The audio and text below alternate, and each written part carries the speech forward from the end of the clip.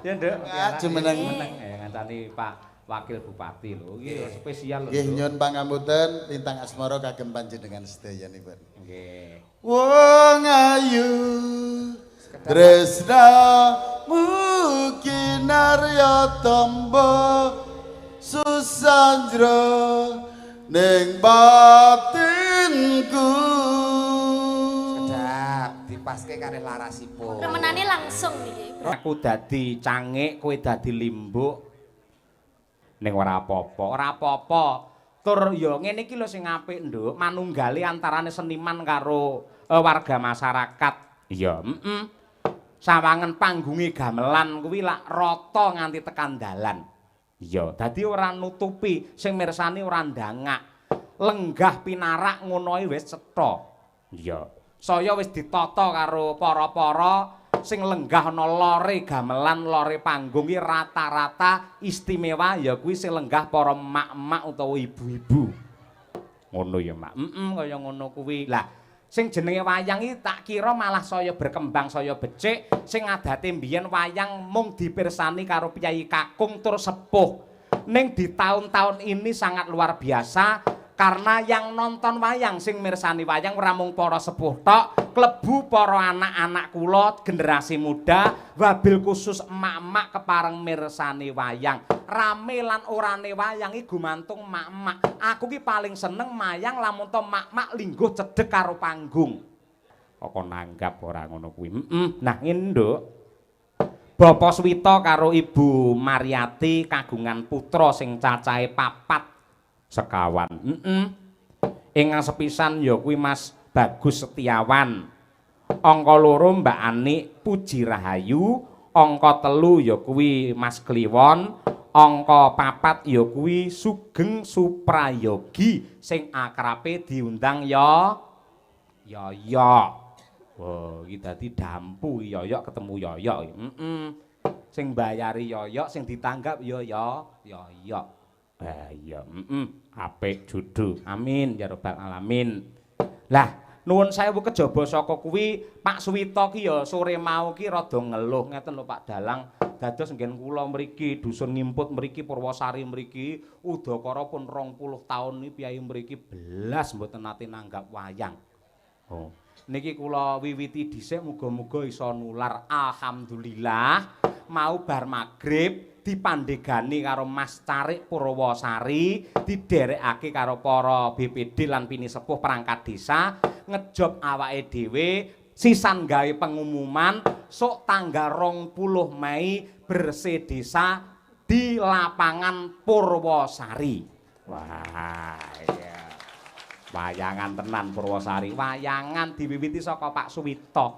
Ya, Nika Pak Wito mau meling Pak Dalang mangke lek dadi tenan pitungi karo Pak Lurah wayangan tenggen lapangan nuwun sewu gandeng lantarane kula mangke ra ketang sewu kula mang paringi.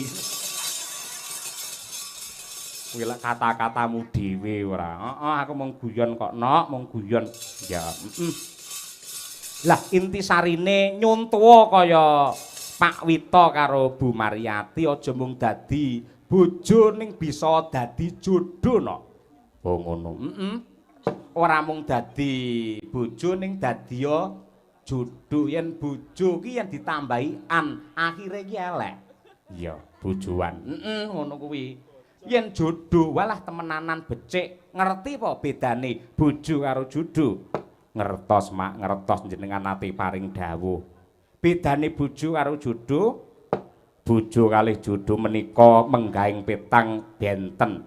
Menawi bojo menika namung kababar wonten ing tata lair, wujudipun kasat mripat. Tegesipun namung winatesan ing kewadakan. Mila tiyang pados bojo menika langkung gampil awit syarat-syaratipun winatesan namung tata lair. Lanang wadon gelem karo gelem, seneng karo marem, kene butuh sing kana butuh, sing lanang karep sing wedok ngoyak. Niku wis dadi bojo. Terus mila saking menika tiyang bebojoan ingkang namung adhedhasar peningal wadak lan sinurung hardane hawa nafsu menika adaanipun boten lestari. Tegesipun bubar tengah dalan merga talining katresnan namung kaiket kumbak kumbul dening pepinginan lair ingkang sarwi owah gingsir. Kuwi bojo? Nggih. Yen judu menika dunungipun mapan wonten ing batos ingkang tulus, ati ingkang resik tinuntun dening roh suci. Mila saking menika rehne menungsa mboten wonten ingkang sampurna. Pramila bab judu kalian bojo menika Gusti ingkang nyipta jagat ingkang wenang nemtokaken. Bebasan dipun aling-alingi Gunung Pitu, Segara Pitu yen tetela sampun kinudrat dados judhu tinuku sarana laku mboten badhe kirang margi mah. Oh iya bener. Dadi ora mung dadi bojo ning judhu kaya Pak Suwita kuwi ya no. Nggih, ingkang sae kados mekaten. Mula didongake dipujekke mugi-mugi keluarga ageng Bapak Suwita, Ibu Maryati, putra wayahipun sedaya wiwit ing ratri menika ngantos pungkasaning jaman tansah manggih hayu lan rahayu durga mendak kala sirna yuwana basuki tansah pinaringan sehat lahir batin pinaringan panjang yuswa rejeki ingkang melimpah ruah kebak ing barokah pinaringan tentrem lahir batin keselamatan donya tekan akhir Allahumma amin. Bebektimu marang Bapak Suwita karo Ibu Maryati arep ngaturake tembang apa? Sing klasik luwih dhisik larase pelok patete barang. Ngono. Tembange engko sarung jagung ning ben dibawani dhisik dening Ibu Sukesi Rahayu. Oh ngono. Kaya mengkono kuwi. Sadurunge nembang ayo Bu Kesi matur nuwuna karo Pak Suwita, Ibu Maryati dongakno supaya panjenengane widodha sempulur. Ya. Monggo Bu. Sugeng dalu. Assalamualaikum warahmatullahi wabarakatuh. Saestu dalu menika kula remen sanget lan trenyuh ningali kawontenan keluarga besar Bapak Suwita kalian Ibu Maryati ingkang dalu menika genep usia pernikahan ingkang ping 50 tahun. Ulang tahun pernikahan Mas. Muga-muga ulang tahun pernikahan Mas iki iso numusi ning awake dhewe ya, Pak. Muga-muga awake esuk ya iso nganti 50 tahun kaya Bu Maryati ngono lho, Pak. Insyaallah. Kula niku manut kalih panjenengan merga kula pun kondang dalang sing paling wedi karo bojo nggih kula niki. Iya, Pak. Loh, pancene kedah ngaten Pak Dalang. Iya ta. Wong rumah tangga menika yen wong lanang mboten manut kalih bojo niku bahaya. Bojo lanang kedah manut kalih bojo wedok. Mergo lek mboten iso-iso mengke iso napa nggih? Wong lanang ora duwe wedi akhire ya aneh-aneh ngono iku. Lah, kula niku nggih saestu niki dalu niki. Ibu Maryati menika saged menguasai bapakipun ngoten niku. Iso menguasai. Mula tembange sarung jagung. Ngopo kok ngangge sarung? Nuwun sewu, sarung itu adalah simbol kejujuran. Njaba njero padha. Saiki iklan Bu Kesi. Nuwun sewu. Iklan kopi kapal api kae ngapusi. Jare kapal api dibuka ora enek kapale. Nggih. Oh ta ngono kuwi. Cap 3 roda kae. Bareng dibuka kae bak nyamuk njero enek rodane. Sing jujur ki ya kuwi sarung. Cap gajah duduk. Buktine sarung dibuka enek telalene, ya ta? Wis, cek ombak. Inggih pemanasan Pak Gareng lho. Ayo. Omongane wong golek dhuwit ya ora ngono. Iso wae bojo kuwi. Nah iya ta, Bu. Lupa pisan. Ana pisan. Kena pisan.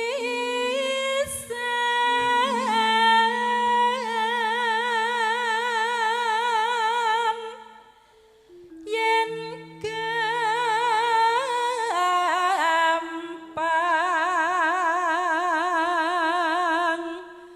luwih gampang.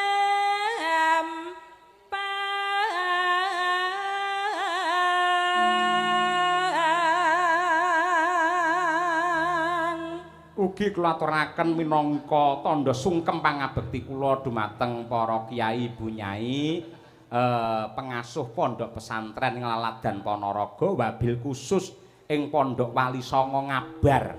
Iya, sing winginane Kiai Ihsan diderekake karo Kiai Jainul tindak ana ing Jaten Karanganyar. Pondok Wali Songo sing biyen sering wayangan lan off bertahun-tahun, insyaallah arep wayangan meneh besok tanggal 4 Juli. Wah iya, karo ngeterne Brahma ya. Ning kono ning Pondok Wali Songo. Iya. Mangga Bu. Yen angel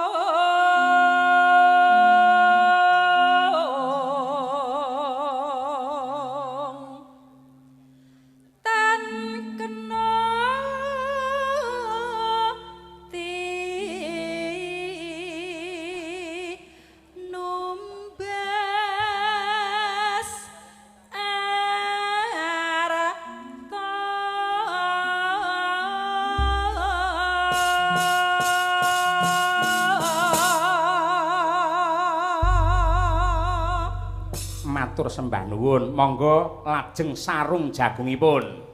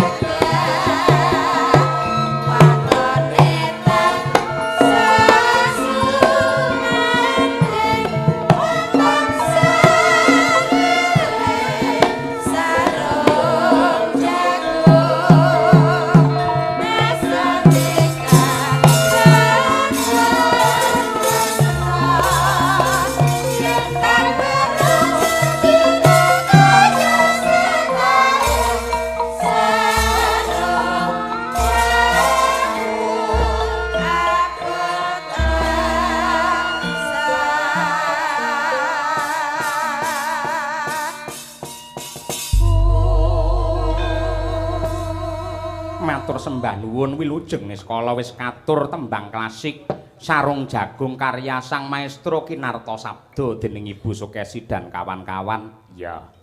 Nanjake pelawake ya, Mak. Tebih saking Wonogiri. Mas Gareng Tralala. Wah, ya. Saiki pindah Wonogiri wis suwe, Nduk. Biyen neng Palur, terus pindah neh neng Sukoharjo, terus Wonogiri.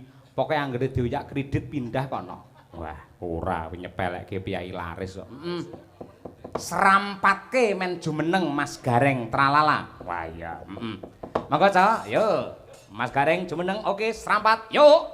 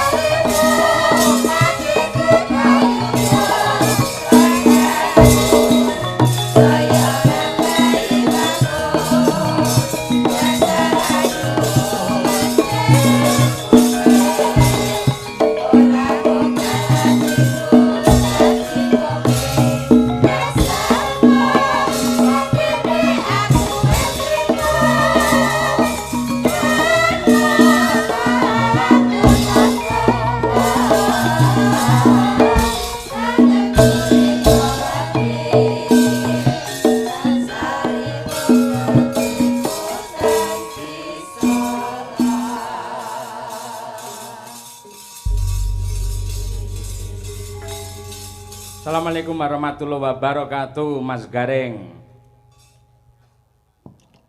Waalaikumsalam warahmatullahi wabarakatuh, Pak Dalang. Alhamdulillah, sehat nggih Mas Gareng? Awit donga pangestu Pak Yoyok kula sehat walafiat jasmani rohani, Pak. Alhamdulillah. Jasmani karo rohani enten bentene to bab kesehatan. Benten. Bentenipun? Sehat jasmani niku perangane badan. Nggih. Nek rohani niku tentang kejiwaan. Oh, ngaten. Nggih. Jenengan yen kon milih salah siji, pilih sehat jasmani apa rohani? Nggih, kabeh Pak nek entuk milih. Kon milih salah siji kok kabeh. Ya nek salah siji penting sehat rohani. Oh, iya. Nggih. Dadi pamane mripate tetep kira, tangane ceko, sikile gejik ngoten mboten masalah nggih. Ora masalah. Sebabe kok ora masalah. Ya sing penting lak sehat rohanine, Pak. Oh, iya. Niku lak fisik, nek fisik niku iso diobati, iso ditambahke. Nggih. Nggih, ning nek rohani niku ya iso ditambani, iso diobatke ning rodok suwe. Rodok suwe. Beda kok, Pak. Nggih. Dadi nek jasmani niku perangane badan, nek rohani itu kejiwaan. Ngaten. Enten wong sehat jasmanine ning ora sehat rohanine kathah. Contone. Contone wong edan sing turun dalan ora katokan nika. Nika sehat awake ning jiwane sing ora sehat. Oh, ngaten. Wong edan, titikane gampang kok Pak wong edan niku. Pripun? Angger ngomongan dhewe, disauri dhewe, takon dhewe, disauri dhewe. Ngoten niku gejalane ngoten niku Pak, gejalanipun Pak. Sik, omonganmu tak rasakne kok suwi-suwi ora penak ki mau. Lha pripun ta Pak? Sing ngusulke teng Pak Wito, Pak Dalang mangke pelawake sinten Gareng tralala kemawon. Sing ngusulke kula. Paling mboten teng mriki jenengan lak ngunggul-ngunggulne kula. Nggih Pak. Lah kok madake kula wong edan. Lho mboten madake Pak. Anu mboten Pak, niki kula mah bahas gejala-gejala wong sing sakit jiwa niku lho Pak. Lah iya wong sakit jiwa ki ciri-cirine pripun mau? Ciri-cirinipun menika anu Pak, sok ngomongan dhewe, tekon dhewe, disauri dhewe, kadang guyu dhewe, nangis dhewe, bengok-bengok dhewe. Niku biasane sing teng pinggir dalan niku lho Pak. Iki ya pinggir dalan ning sawah pancen iki ning kono ki ya dalan. Maksudnya pinggir dalan gede mriko Pak. Tak akoni nuwun sewu wiwit jam 09.00 tet mau aku wis omong dhewe, bengok dhewe, nangis dhewe, tak sauri dhewe, guyu dhewe. Tegese sampean madake dalang karo wong edan. Mboten. Sakniki kula nyuwun pirsa Pak. Pak edan mboten. Mboten. Lah ya wis ora edan kok ngamuk ki ngopo? Senes niku Pak. Enggak, Senes beda ya. niku. Iki edane wong golek duit beda Pak. Gen mau lho kula niku lak mriki lak rada bingung nuwun sewu delalah jenengan ngomongke wong edan teng Alfamart nika lho nggih nuwun sewu sanding terminal terminal nika Pak nggih. Nggih delalah pedhok karo wong kula takoni Pak margi dateng daleme Pak Wito niku pundi? Buh. Daleme pundi? Ora ngerti. Mboten ngimput dusun ngimput niku pundi Purwosari? Ora ngerti. Ngono kuwi. Lah bake bareng tak telesih-telesih dikandani karo bakule Indomaret kono niku wong edan ngono kuwi. Ah niku. Sampeyan ngerti ora? Ora ngerti. Lah iya padha edane iki ani. Mau lho. Sik wong edane apa pripun Pak? Wong edane apa? Tak takoni ning Indomaret. Indomaret apa to Pak? Heeh. Nggih. Daleme Pak Wito ngertos, ora ngerti. Ngerti. Nggih. Margi teng input ngertos mboten Purwosari. Ora ngerti. Ngono kuwi. Sampeyan ngerti Mas Gareng? Wong edane apa? Sampeyan iki ngerti ora? Ora ngerti. Lah iya. Titenane angger wong ditakoni kok muni ora ngerti tegese edan. Berarti bengi iki Gareng Nggih, mboten niku mawon, Pak, titikane kathah. apa? Wong edan nek ditekoni sok ora paham, Pak. Kok ora paham? Contone kaya nyun pangapunten kaya snack ngeten niki mawon. Niku wong edan niku ditekoni iki apa? Ora ngerti, Pak. Mongko jano niki emping. Niki napa? Sosis. Mboten ngerti wong edan niku nggih mboten ngerti. Mongko niki asline jenenge sosis. Heeh. Lah nek ngeten iki napa, Pak? Ora ngerti aku ya. Lho, tunggale niku berarti yo. Berarti aku karo kowe rombongan. Nggih, Pak, rombongan edan ngoten mawon, Pak. Gareng Edan edan, tenggene- galange ya melu edan. Melu edan. Berarti ya sindene melu edan. Ngerti dalange edan, dagelane edan kenapa kok disindani? Dhek melu edan berarti. Ya berarti ora mung sindane, ora dalange, ora dagelane. Lah sapa? Pengrawite niku nggih edan ben kocluk. Lah kok iso? Lah nek wong edan-edan kok ditabuhi. Oh, dadi kabeh sak panggung edan kabeh. Edan kabeh. Heeh. Lek ngono kuwi madhakke Pak Wito Pak Wito napa? sing nanggap. Pak Wito niku bijaksana, Pak. Loh, kok bijaksana? Lah wong edan-edan dilumpukne kon main disangoni, Pak. Bijaksana yo dadi duit tok, Pak. Lumayan sak setelan pisan. Nggih, Pak. Kula wis kemringet nek angel titeno tak tinggal mulih kula. Niki dalam rangka tasakuran pernikahan Mas Pak Wito karo Ibu Mariati. Wah, pernikahan emas Nggih, monggo. luar biasa. Pak Suwito, Bu Mariati mencapai di titik pernikahan emas bukanlah sesuatu hal yang mudah. Leres. Melalui proses nggih menika keluarga yang sangat luar biasa tentunya. Banyak cobaan, banyak godaan, namun beliau berdua mampu menjalani sampai di titik pernikahan 50 tahun utawa pernikahan emas. Tepuk tangan terlebih dahulu untuk Pak Suwito bersama Ibu Mariati. Ngeten niki sing mari geter kula ngeten niki, Pak. Kok geter? 50 tahun pernikahan emas niku lah luar biasa iso bertahan toh, Pak. Nggih. Mula nek 50 tahun diarani emas. Lah kula niku monel men mboten pun bubar, Pak. Perak ya urung. Belas kok perak. Nggih. Mula niki iso kanggo tulodo marang liyan panjenenganipun Pak Suman. Mboten nuwun sewu jenengan riyen lak teng Palur Karanganyar. Aduh iki. Lah sakniki kok pindah teng Wonogiri ini sebab Lah napa? kula asline mriko, Pak. Asline mriko. Asline Wonogiri. Nggih. Nggih ten Palur niku lak riyen mbok wedok. Nggih. Anak-anak telu terus akhirnya 20 tahun omah-omah anak-anak telu terus kula pindah ten Wonogiri. Lah garwane? Anu, transmigrasi bablas umroh, Pak. Alhamdulillah niku ngibadah sae niku. Ganjarane gedhe niku. Ganjaran gede iki nek transmigrasi tenan nek umroh tenan. Lah piye to? Minggat. Minggat pamane dadi TKW ana Malaysia ning Hong Kong, Cina. Wah, kuwi apik pahlawan devisa negara niku. Ngentukke dhuwit. Ngentuke dhuwit. Niki minggate gondol wong kok. Entuk dhuwit ngeten niku. Ah iya, wis disyukuri, Syukur, Pak. Kula bersyukur malah enteng sanggane kok ngopo. Lah kok enteng? Lah ranti bojo malah ranti beban kok, Pak. Lah lek butuh terus piye? Tuku. Elek. Maksudnya misalnya butuh sego ngoten lho. Orang liwat dadi tuku teng warung. Iya. Misalnya butuh napa ngoten tuku ten warung ngoten lho, Pak. Oh iya, lek ngono ki apik mak tratap tak kira tuku sing maksiat ngono ya. Lah mboten wong gareng anak buah Pak Yoyok niku istiqomah Pak mboten neko-neko, Pak. Amin, alhamdulillah. Asmane Pak Suwito yen cara Jawa, Suki luweh Suwito iki komplite iki tegese lak nuwun sewu wong sing bener-bener ngabekti. Ora mung ngabekti kelawan Gusti ingkang Maha Kuwasa ning uga ngabekti karo tangga teparu kiwa tengene. Mula raneh ramoka panjenengane bebrayan nganti 50 taun ditresnani karo piyai akeh ing laladan Purwosari sing ngestrani rawuh semene akeh kuwi Suwito. Nggih, Pak. Saiki lek per huruf piye Mas Gareng? Lah dalah aku wis mbatin iki mau mesti kenek ngene iki. Ora jenengan lek kepinterane kecerdasane lek bab kuwi. Niku lak riyen, Pak. Ah. Saniki pun bodoh, Pak. Ora, bab bodho ki mergo lek ora kulino diasah cara parang utawa cara lading, lek kulino diasah meneh dadine ya apik. Suwita es. Suwi kalih to persuku, Pak. Persuku. Oh ya. Su menika sugih katresnan. Panjenenganipun Pak Suwita sugih katresnan ya tresna marang garwa, putra lan kulawarga. Betul, nggih. Nggih, Wi. niku su. Wi. Halo, Wi. Nggih Winarno nembe mikir alon-alon. Oh iya jenenge Winarno. Nggih. Nggih. Bareng Winarno. Lagi to, Pak, lagi to, Pak. Leres. Oh, ya kabeh iku kudu nganggo dipikir. Salah menawa salah muni wong iki taruhane iki kesejahteraan urip kok, Pak. Iya, nggih. Wi. Wi menika witing katresnan saya ngrembaka saya subur nganti ngancik pernikahan 50 tahun langgeng katresnane, langgeng bebrayane. Mantap. Ngono kuwi, cocok aku seneng ngejak kowe tegese ora wirang ngoten Mas Gareng. Dereng kok, mengke saged kewirangan. Dereng kok, Pak. Ora bakal. Wong ki ora mesti kok, Pak. Nggih. To. Nah. To. Nah. To.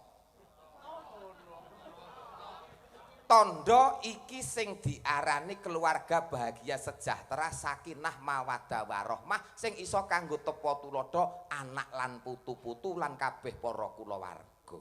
Iya, nggih. Aja marem dhisik wong bebojoan lak kakung karo putri tegese Pak Suwita karo Ibu Mariyati. Mariyati mati tenan iki.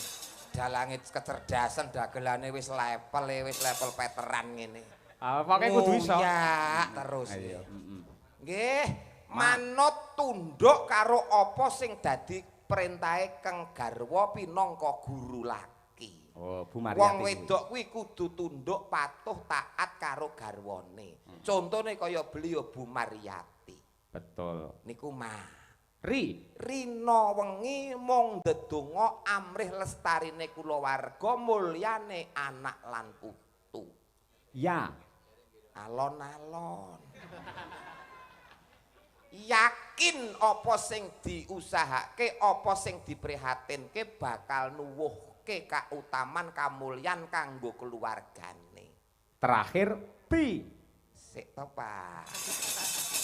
Wong karo siji Nek. Iya alon-alon. Nggih.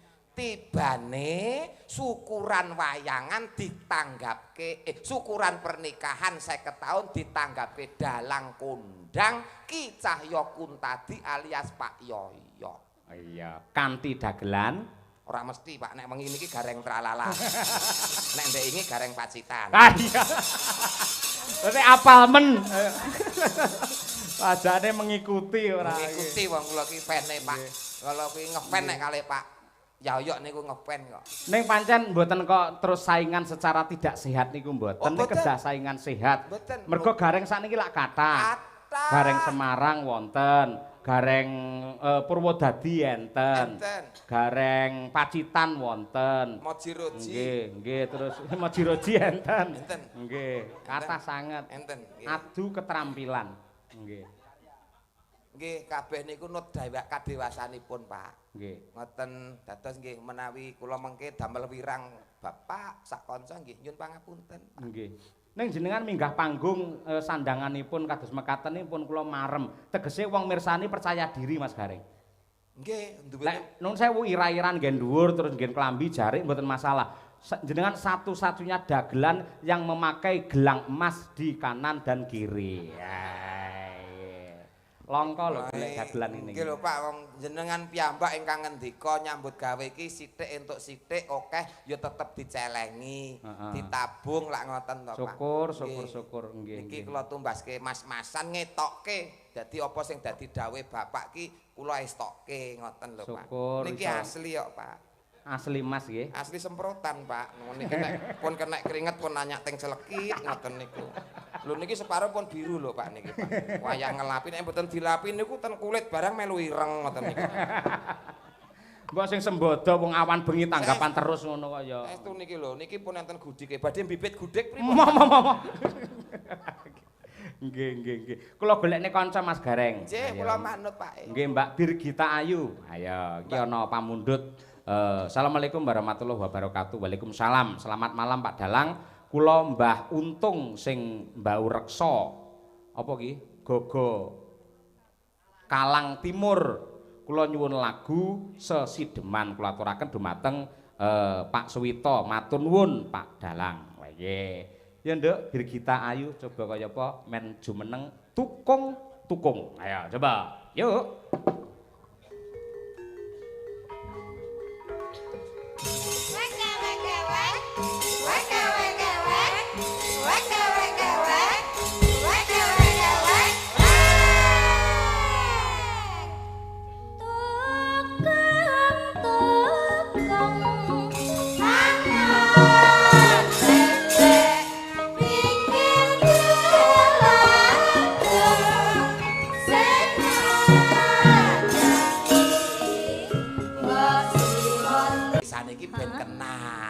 Berarti tidak kenalan. Loh iya, pepatah mengatakan tidak kenal. Loh iya, pepatah mengatakan tidak kenal maka tidak nikah. Tidak sayang. Loh, wong kenal kok mung disayang tok ki lelaki apaan? Nek nyat wong lelaki tenanan yo nikah apa kenal terus dinikah, ora disayang tok. Ngono ya.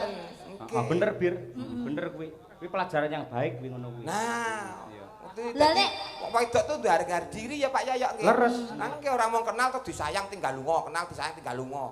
Nek nyat sayang tenan apa kenal sayang terus dinikah. Tanggung jawab. Tanggung jawab wong. lah nek ditengi tok piye? Loh, lah iso enak to ditengi terus ditinggal terus piye? Lho kuwi fenomenal lho, orang bener lho, banyak terjadi ngono kuwi lho. Banyak terjadi wi, terus ngono iki piye? Ya wis tak. Berarti wong lanang sing kebangetan ngene dudu wong wedok. Ya padha wae wong wedok. Lah nyapa wong wedok? Lah kok apa gelem ditengi? Loh, lah digudhok. Lho nek carane lah ya ora meteng sik lah ya iso carane. Lah carane piye? Ya nganggo apa to apa. Ayo, mula contonen kaya Pak Wito karo garwane kuwi. Sing jenenge katresnan kuwi kanugrahan suci saka Ilahi kanggo srana keselamatan menungso donya tekan akhir. Lah kuwi katresnan. Mula leres ngendikane Pak Yoyok iki ora mung sekedar bojo ning jodoh. Lah kuwi. Luar biasa langgeng sampai 50 tahun pernikahan emas. Lah niki mangkene bar pernikahan emas napa nggih Pak nika? Mau apa jenenge kuwi berlian.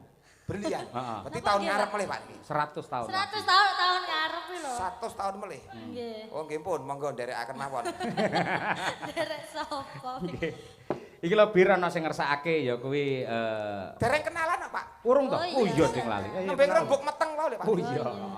Kenalke kalih sedulur-sedulur wonten ing Ngimput desanipun Purwosari. Sari, nggih. Tuku pandan karo kayu. Perkenalkan saya Birgita Ayu Pak Bu. Alamate ngendi? Kula aslinipun Kediri Jawa Timur. Isih sekolah apa wis ndek bojo?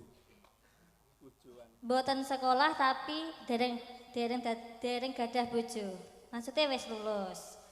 Oh, maksudnya wis sarjana. Sarjana seni. Ning urung duwe bojo. Heeh. Dieling-eling. Apa? Engko nek kenal kudu disayang terus nikah, ora entuk meteng.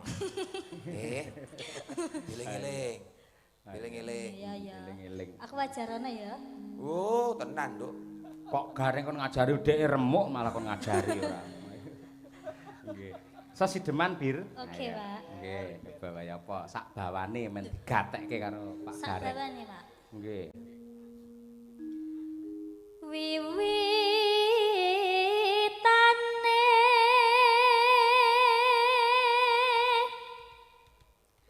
anderek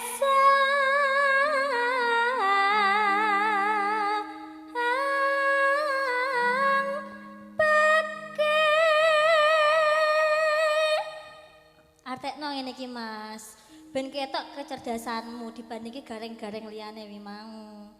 Wiwitane Anderek sang pekik. Angel ra.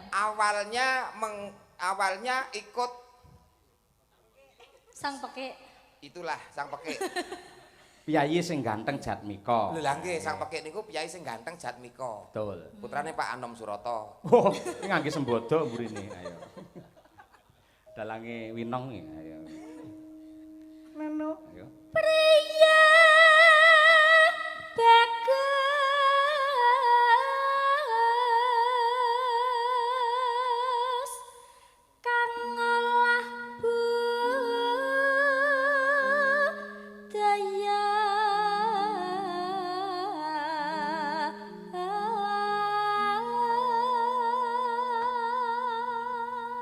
Artinya pria tampan yang senang budaya.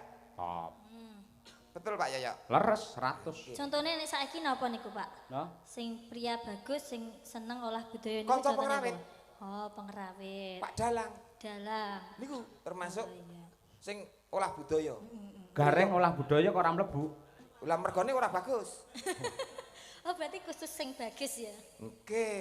Wong nek ngrumangsane awake dhewe paling bagus kuwi sing kleru. Oh iya. Iya wis, Mas. Moji roji. Sowan menyang kutha gedhe.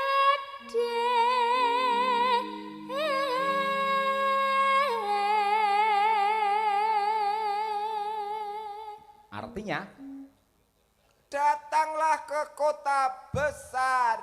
nah ya. Wah, aku angger rapal ngono gleling kok, Pak. Pripun? Angger rapal ngono banter gleling ngoten. Lah ora apa? Nek rapal pucet ngoten, Pak. Lah wis pucet no sampean. Heh, Lagi wis pucet. iki ora, iki pancen oke kira pucet iki, keputihan. Ah iya. Ya Bir. Benderet terus kayung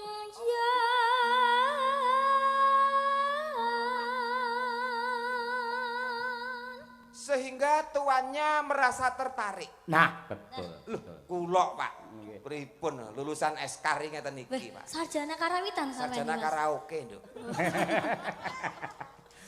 Malah ora. Selendang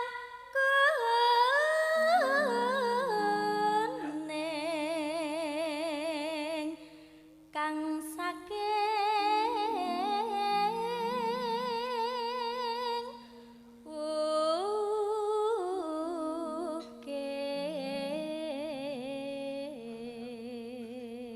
ukir. Artinya Selendang kuning yang dari gunung. wah ya wukiri gunung ya. Nggih. Maksudnya piye kok selendang kuning kok saka gunung iki? Lah kowe ra iso to? Ora mudeng to kowe? Gak mudeng piye kok? Waduh, ngene nek ora ngerti takon karo sing ngerti, Nduk. Heeh. Nggih. Piye? Takon Bir. Aku ya tak tekon sih. Selendang kuning saking mukirnya napa? Lah kok ora kok jawab piye? Lah kula mboten iso ya, Pak. Saya muni piye mau? Nek ra iso tak kok Takon sing- wajib takon karo sing ngerti. Heeh. Eh, lah dek bir kita kan tanglet kula. Kula Ah. kula lak ora ngerti, lah kula tanglet pake. Takon sing ngerti. Nggih. Oh iya, aku ngerti. Lah nggih kula tanglet pake. Selendang kuning saking wukir niku napa, Pak? Selendang kuning itu adalah gambaran seorang wanita Jawa yang cantik yang berbudaya yang asalnya dari pegunungan. Terjemahane dawa ya Pak selendang kuning niku. Ben cetha. Oh, lah nggih. Heeh. Niku wau, kata-katane niku wau, Nduk. Jadi selendang kuning adalah gambaran seorang wanita Jawa yang cantik yang dari pegunungan. Nah, kuwi. Betul, Pak? Betul 100. Tak eling-eling. Piye mau piye? Selendang kuning kang saking piye-piye? Adalah pripun, Pak? Ketara wis tuwek ngono wis lali ora. Metu ki aja ditekokke meneh. Kok ngenteni sik, nek wis bar metu ki ngenteni sik. Ngenteni aku hening tenang kok iso mikir meneh. Lagi iso metune. Heeh. Sing metu apa nih? Pikirane lho, pikirane. Oh, pikiran. Malah ora. Bar metu kok kon metu meneh. Suara kurang permana. Suara kurang begitu jelas. Ya. Ning wasesa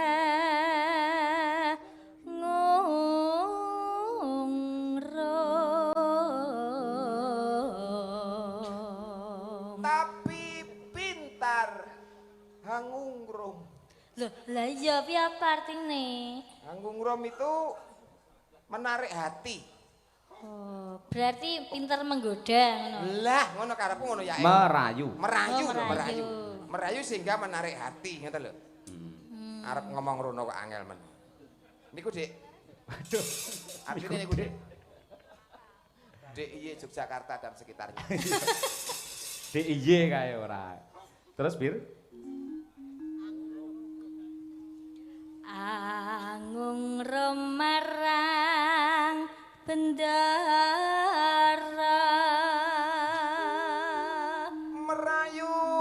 pada tuannya. Berarti sing wedok meng selendang kuning kang saking wukir meng. Kuwi pinter merayu terhadap tuannya. Berarti wis sing kleru sapa? Sing kleru ora ana sing kleru, Nduk. Oh, gak ana sing kleru. Ora ana sing kleru, pancen donya ki ana sing dirayu, ana sing rayu. Oh. Nggih ta, Pak? Lah, kaya Pak Yoyo karo Bu Kesi iki nek ndek ben Pak Yoyo iki ora ngerayu Bu Kesi, ya ora dadi. Ora ngono. Ora ngono. Sing rayu Bu Kesi mbiyen ki. Oh, berarti kualik, mula aku ora nembus. Oh, ketara tukang udu nomer kuwi ora. Kula pun mboten, Pak, pun mboten. Syukur lek wis ra udu. Mung titip. Wis kancane lek kuwi ora. Ya, Bir. Ya Sulestia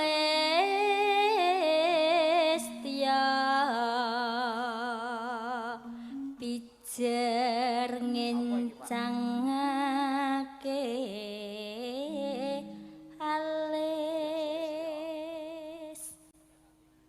Ayo, apa artinya? Diah Jengi sing Sulistya. Diah Sulistya adalah perempuan yang cantik. Hah? Ngincangke alis itu memberi kode. Ayo. Signifikannya piye dengan alis? Piye? Ngono, Pak. Ping, ngono, Pak. Piye? Ngono.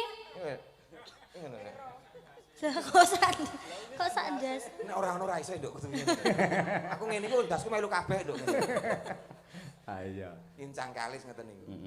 Terakhir, yuk. Terus no sesideman.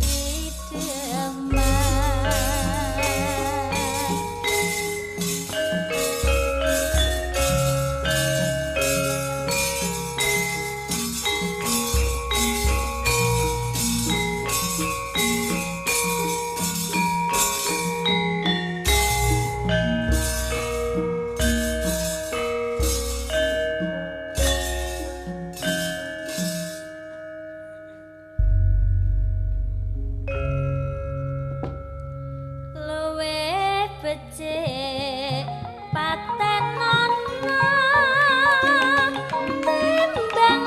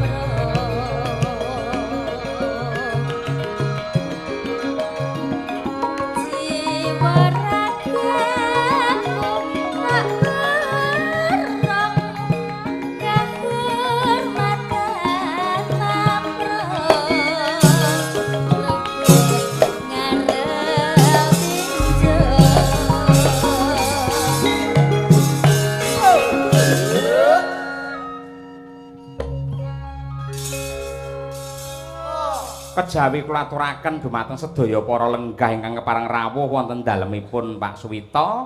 Ugi kula aturaken dumateng para kadang para bala-bala ingkang kepareng monitor lumantar streaming Kuntadi Channel. Wah ya lumayan akeh ya. Kaya ngono ki matur nuwun katresnanipun para subscriber Kuntadi Channel. Ya. Ya Nduk, Bir. Uripana kutha gedhe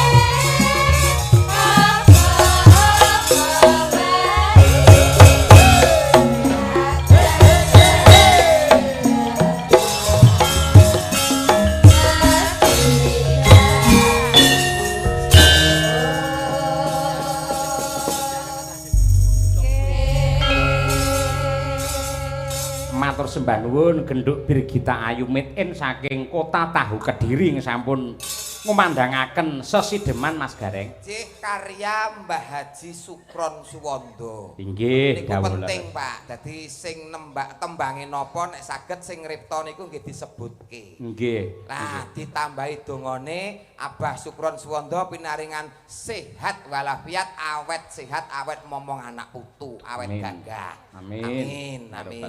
Amin. Matur nuwun pandunganipun Mas Gareng. Alhamdulillah nggih. Nggih. Lah menika malah babar pisan mboten dugamana. Kala wingi menika sampun syukuran wayangan piyambak sesarengan kalian Bapak Bupati Madiun Pak Hari Wuryanto.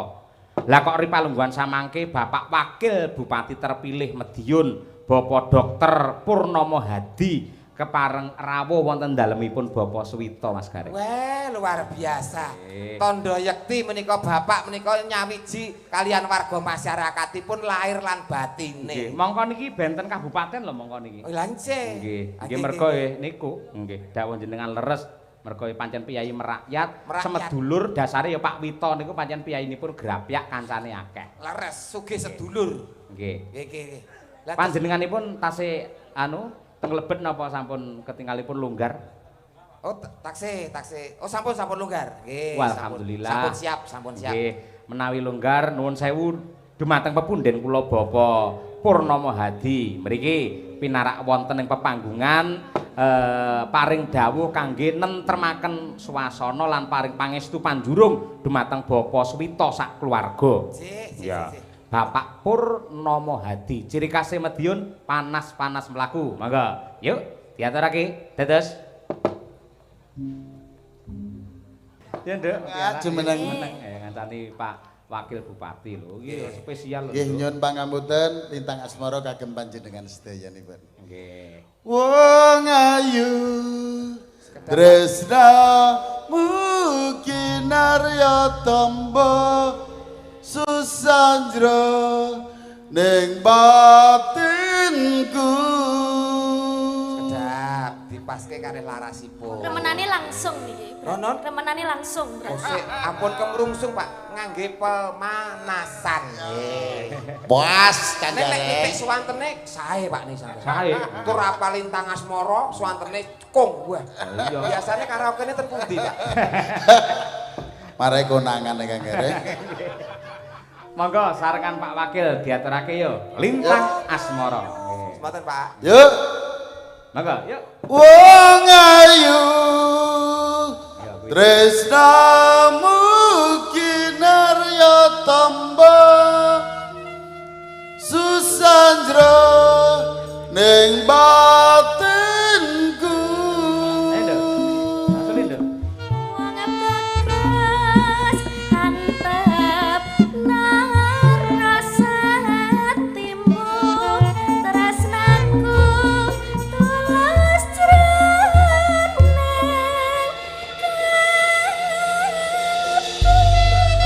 Ya.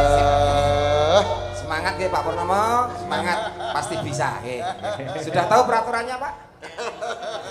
Cobi disebut nih peraturannya nopo. Tidak boleh pukul bagian dada. Pas. Iya. Monggo Lintang Asmara bersama Pak Wakil Bupati Pak Purnomati. Nyacos. Oh.